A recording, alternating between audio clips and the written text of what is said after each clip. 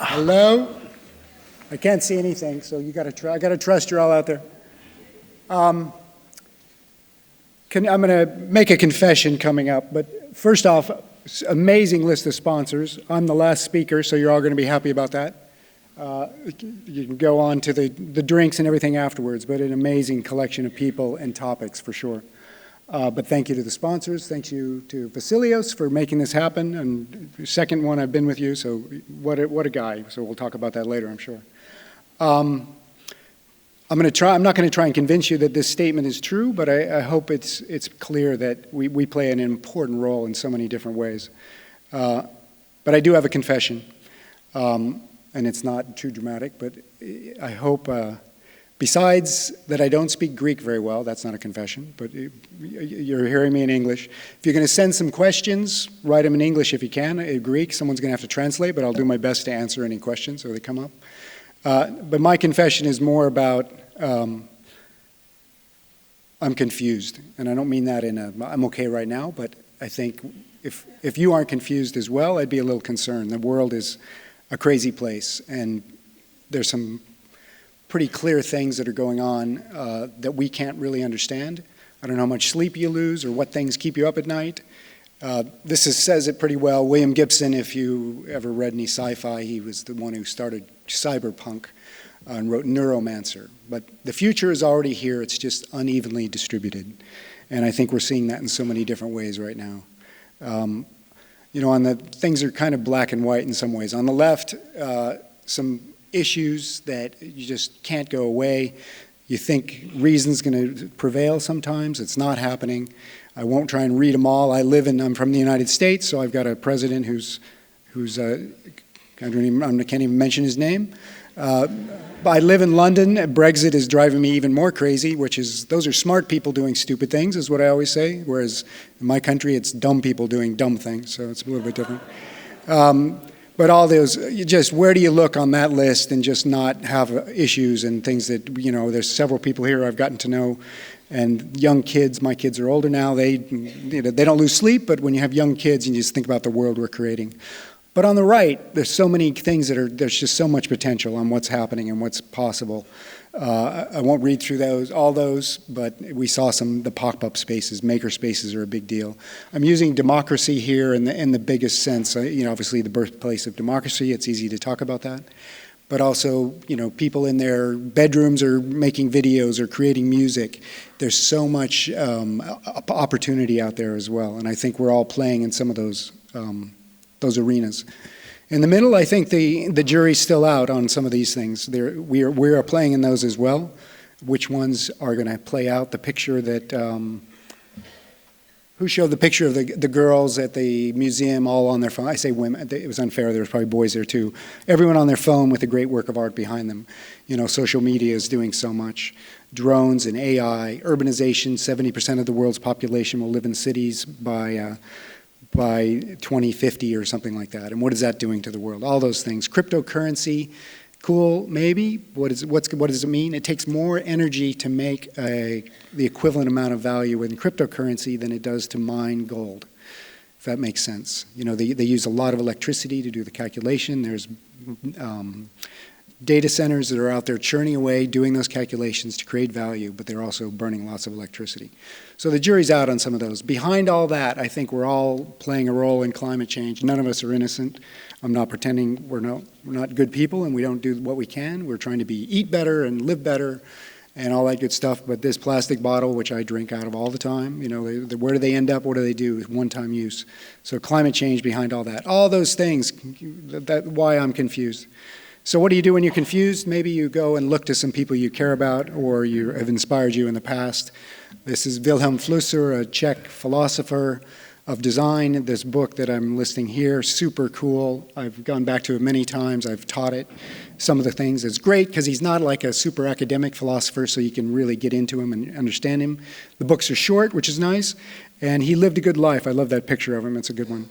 So two of his phrases: design is an expression of the internal connection between art and technology, making it a new form of culture possible. I think you've seen so many things on today just in this good sampling of what we can do. Everything depends on the design is one of the conclusions of the great little essay he's got. So why not? I'm in Greece. I look at this, and I can't see you, but I'm going to do a show of hands. Has anyone ever heard of the myth of Tereus? Sophocles wrote a play about it. I see one hand. Is that true? One hand. I'm not pretending. It really is blinding up here. I didn't know about it. I've seen some other plays by Sophocles. It's a crazy story, like a lot of your great stories. These people had real problems, not like our potential little problems that will go away. I'm going to try and summarize this in 2 minutes, what happens.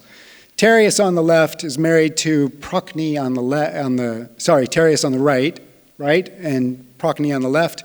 They're married. Philomela is the sister of Procne. So I'm going to go by color. Green misses her sister, purple. She says to her sister, got to go back. I'm giving it away. Green says to orange, go pick up purple and bring her back to me, I miss her. He goes green and purple. I've rehearsed this too. Orange goes to purple and says, let's go together. And on the way, he falls in love with her. Of course, he can't control himself. Not of course, but he can't control himself. Violates her, does unspeakable things, including cutting out her tongue, like they do in Greek tragedies. She goes off to in exile. What does she do in exile? She weaves a tapestry and sends it to Green, her sister, and tells her the story. The tapestry tells the story of what happened to her. Green is furious. This is the culminating scene, because what did Green do? She chopped the head off her baby, made a meal out of the baby, fed it to Orange. At the end of the meal, she came out with the head in her hands and said, you just ate your son, you violated my sister. He gets furious, he's about to kill her, and what happens? Like always, the gods step in, and he turned them all into birds. Philomena is the nightingale, although there's some controversy. Is Procne the swallow or the nightingale? And Tereus becomes the hoopoe. It's a kind of hawk, but he's the ugly one in the middle, and the swallow and the nightingale. So, any questions? Is that clear? Hopefully you're saying, why the hell is he telling this story? I'm going to take a drink of water. Read that for a minute. A friend of a friend said this. He was a poet who never got published, but he was a good poet. Said, metaphors make the world go round. I love that. We all tell stories when we're designing and create. Sometimes we reverse engineer our stories to justify the design, but sometimes we do start out with a story and work the story with our clients before we start designing. And that's the whole point of what I'm trying to make about Everything Depends on Design. We are all Philomela. We are designers of tapestries. We are storytellers. So here's my story. There's going to be some cool pictures. It's almost over. You're going to see a project that Gensler has worked on. It is said hospitality design. I got another confession to make. I am a hotel architect. I worked on a lot of nice projects. I still do. And I chose to tell a different story here today. Hospitality factors into it, but I think you'll understand why I believe it's valuable for where we are right now. The other thing is there was a lot of good stories. I'll do a quick summary of some of the ones that stuck out for me. We saw the horizontal elevators. What is that going to do to the world and the potential of that? And have we thought about that before?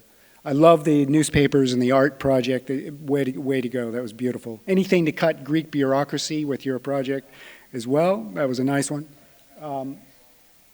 And I could go on. There were some really cool things. So the one I'm showing is another one. Gensler's a big company. We work with a lot of clients, one of which is Microsoft. And we've all heard of that company. 140,000 employees around the world. The other interesting thing about them is how many other companies depend on Microsoft, the supply chain on either side.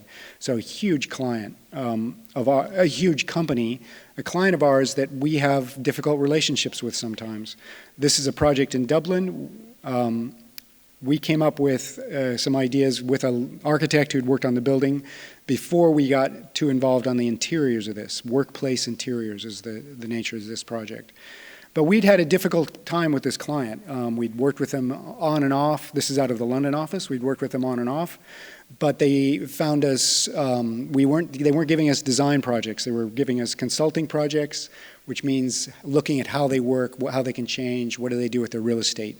Important stuff, but not necessarily exciting as design. And we found a way to get back in with them to find some flavor, find some new projects. Failure is the condiment that gives success its flavor. Don't give up. You've got to go after it. Difficult clients are part of every project probably, or certainly every architect's and designer's work. So jump to the finished product, but how did we get there? There's a digital waterfall as you do. There's a digital lake. There's a lot of things. It's an atrium space. But to get there, we had sold them this at the beginning. That was the first pass at the concept. But they liked it, but they didn't really think it was the best thing ever. But they said to you, we trust you, we trusted them. This is an Ernest Hemingway. The best way to find out if you can trust someone is to trust them. Sounds simple, but if you don't show trust, they won't show trust. And then along the way, we were partway through the concept phase, and they threw us a curveball in a good way. Microsoft, like they do, if you've ever had to clear or reinstall anything from Windows and you get piles and piles of I agree at the very bottom after you scroll through. They also have design guidelines on A4 that are about that thick, and they did anyway, but they decided to free up the designers and maybe make it simpler for everyone to come up with a design language in a book that was an A3, maybe 150 pages. Which for us was good. In fact, we believe that some of the work we did with them inspired or at least encouraged them to change the nature of their design guidelines. So we worked with that, didn't give up. Part of working with people is not giving up, for sure. You've got to be determined. The project for Bulgari, in which I just learned to say yesterday, thank you for that, because in my English they say Bulgari. Bulgari is what I learned yesterday. But the determination to pull that off, you can just imagine the work there. I really appreciated that one. You don't give up. Things happen. The sandstorm comes, but there's endless possibility when you do the right thing. So, like a lot of big companies, they look for simple ideas. This seems pretty simplistic, right? Connecting everyone and everything. And this applies to the Microsoft Dublin headquarters, but it became a bit of a mantra for how workplace should work. People spend so much time in their offices, how can they make the most out of it and give them a variety of experiences there? I say so much time in their offices, they spend so much time working, but not necessarily in the space that they are devoted a desk to work in. How can you work with that? Provide less desk space, but more other ways to work. So there's 4 lenses and kind of 12 filters that we worked out. People and environment, some of the filters that we put on top of that with the people are the most important asset for any company. If you talk to small and large, finding and retaining good people is the hardest thing you can do. And the best thing you can do too, if you give them purpose and give them opportunities. The environment that they're in, it should tick a few boxes on sustainable and big ideas out in the world, but also when they come to work, is it an environment they want to be in? The other 2 lenses, technology, obviously what technology allows us to do in the office space, what it's going to do, big data and the Internet of Things. We're all concerned about robots and AI taking over our jobs. It's more likely that we'll have robots and AI as collaborators or as colleagues, I believe, but that's just a thought. Curation, though, how do you make it so the building has a life? It's about time, it's about space, and seasonality as well, how it responds to daylight and all those things. So all those things taken together, on the right, just be clear that there was a building in place, but we started working with the architects. It fit the site, and it did work quite well for the planning depths and some of the other things that are important about workplace, but it also didn't have a story. It didn't have a way for these people to organize themselves. So you take all those factors on the left, work through that big idea in the middle, which seems simplistic, but if you don't give up and you're working with a big team, a big crowd, you've got the big guys in Microsoft and their underlings and the project managers and the engineers. There's a lot of people who have to buy into a story to make it work. So you subtract the preconceived ideas of what a workplace could be with 2x lay-in ceilings and certain kind of lighting and certain kind of desking and all that. You subtract that out and come up with a metaphor. I love metaphors. They make the world go round, if you believe me, or believe that idea. If you accept that the people are the most important asset, how do you take the idea of an island and what would people do on an island? How would they develop their own communities and innovate and create within that island? And the idea of what would a good island have: harbors, beaches, mountains, lakes, and grasslands, and then a way to bring them all together. So, you with me so far? Is it good? So just some ways to build on that story a little more and what the island could be. You can see it kind of looks like the building. What a coincidence. And then what is Ireland about? First time I went to Ireland, you fly in, you look over it. It's not like England, if anyone's flown over England or you've flown over anywhere. You look down and you don't see a lot of villages. You see a lot of individual plots and some collection of houses, but it's not a collection of villages the way England is. That's why the Irish and English don't get along, no doubt. But taking that idea, the trail, to wind through that. And the other thing we did, you can see there's some landscape motifs coming in. We used two landscape designers, a super talented senior one at Gensler, who's now semi-retired, but a brilliant landscape planner, very passionate. And he worked with the architecture team and the interior designers on how do you design a landscape, to treat the interior planning as a landscape. So this idea of the trail overlaid on the building and some of the green hedges and rows with Ireland, and you make what the client termed the happy plan. You lay that in and you start thinking, well, how could we carve out spaces? How could we get people to want to move throughout the building and create opportunities then to collaborate and do everything everywhere? And apply some more hard architectural and design ideas on top of that with the metaphors. What does the harbor do, the arrival, the trails linking people through. The desire path is a good one. When people are on their way to make the quickest journey from one place to the other, how do you create the opportunities along those paths as well? And then the mountain at the end gives you a good metaphor for climbing up the space. Then there was some hard work. That was the fun part. It wasn't all fun and games, believe it or not.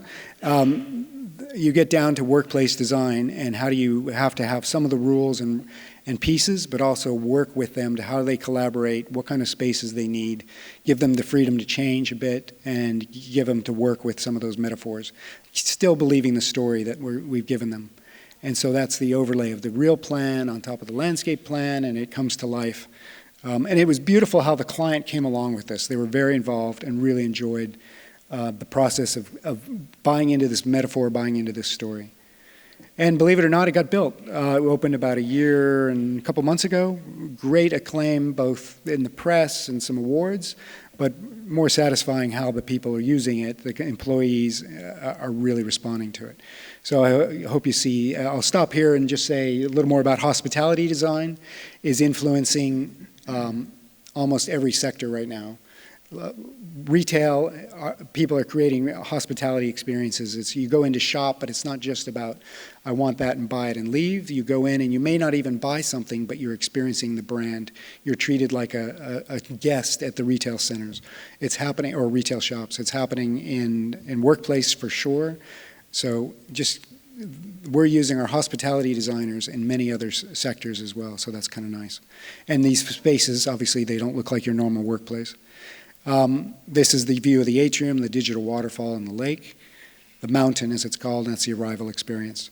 Again, with the architects, RKD are the architects out of Dublin. I've worked with them on some other projects, a couple of hotels, and they worked with the interior team on this very closely to help make this a better building as well. And then the trails, ability to move through quickly, but also pause, make it an experience. Now, the design here is an aesthetic that was chosen, but creating the story that goes with that doesn't necessarily dilute the story, or how does it subtract or add to the story is an important part. And you can argue, is that the right response to what a trail is? Does that look, what is the right interpretation of that? But the client satisfaction is another important part of that, how they use it, how watching people use it. And then the grasslands. Where the work gets done, let's say. That's where people are working, collaborating, and it's not all fun and games. But when they do want to have fun and games, the beach became the metaphor for the eating and maybe the socialization, and they're still doing work because you can imagine in a connected building, people can work everywhere. So, how we did it, we listened to what they tell us, but then trying to make sure we really understood it. Sometimes we listen, but we don't hear, is the expression. Making sure you understand it, challenging, going back to them and saying, is this really what you mean? What about this? You don't just give in to a client. That they came to us, they want to be challenged with the ideas. And then delivering a strong purpose story with a clear vision. Super important, and not giving up on it. And things change along the way, but no one forgot how they got there on the team. Within Gensler London, there was 70 people worked on it, 6 studios, not 6 full studios all the time, but people came from 6 different studios. That's how we're organized in London. 10 practice areas, we call them, which is architecture, landscape, interiors, brand, strategy, consulting, etc. And an amazing client. They're difficult, but they also came along with us, and we watch them change and become different as part of this process, so really good. And we're continuing to get more work. One of the founding principles of Gensler, Art Gensler, is a man. He's a great guy, still around. He's 80 years old. He comes to all the big meetings. We see him all the time. But he says, take care of your clients. Your clients are your most important asset. These are accolades and comments about people who work in the building. Don't use the stair. I don't use the lift anymore. I only use the stairs. I love the one on the lower right.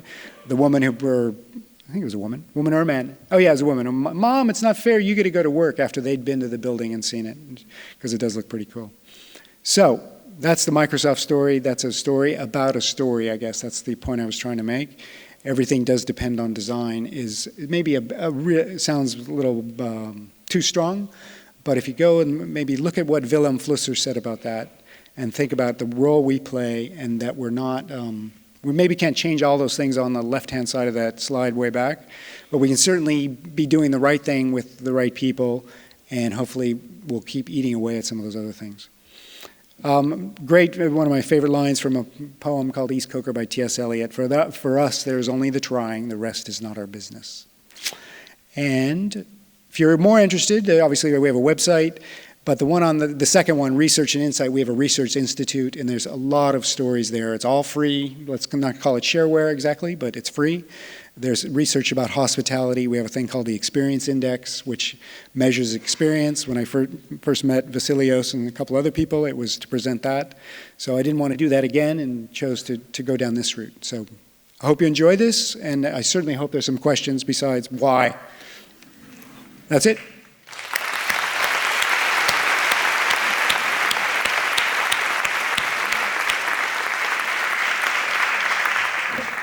So here are your questions.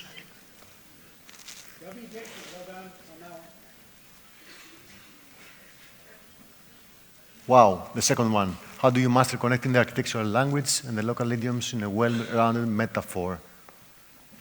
Is that a question, though? Never goes to purple, it rapes purple.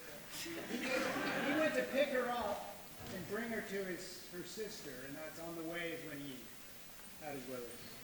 But believe me, I'm not going to kind of the second question, how do you master connecting the architectural language and the local idioms? Is that sort of being authentic? Whoops, sorry. I was yelling. That's sort of being authentic, I guess. The Dublin story with the Happy Trail is sort of the example there.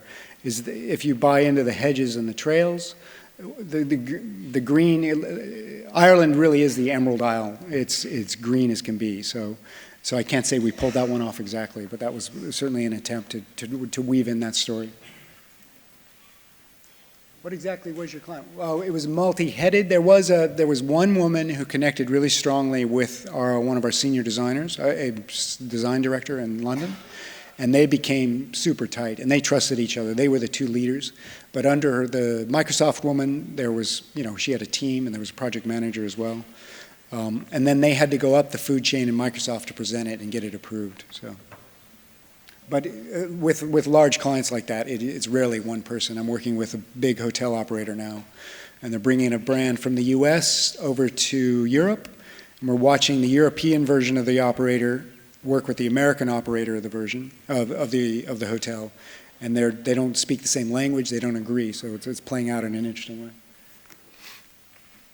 I used to work in Gensler. Well done. Who's that? Maybe talk to me later. Any other?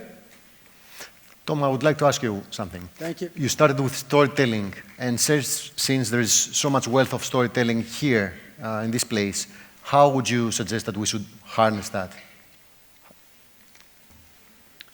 Well, it's more I want to ask questions than I want to try and answer it, because there's so many stories in what that did. The bureaucracy, the one of going, and I'm going to get it wrong.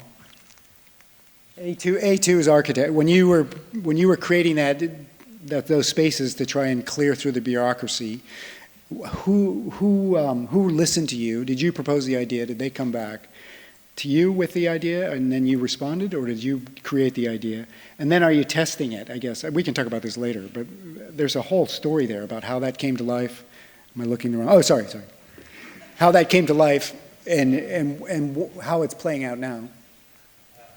Playing out well. Yeah. Was well. We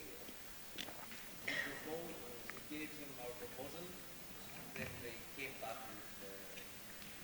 with comments. So it was your idea to begin with, that you went to them with. See, that's beautiful because we see opportunities as designers. Although my big list at the end of all the things that are on the left and the right and the middle, it's like, well, there's opportunity there, and you watch something happen. It's like, wait a minute, we can make a difference here. And to go to them, and they said, well, that's worth a try. So that's beautiful. So it's not necessarily a question about Greece necessarily, because I think there's stories everywhere. You are good stories. You're very good talkers, for sure. I know that. But there's so many stories, and then you have so much history to draw on. Okay. Thank you very much. Thank you.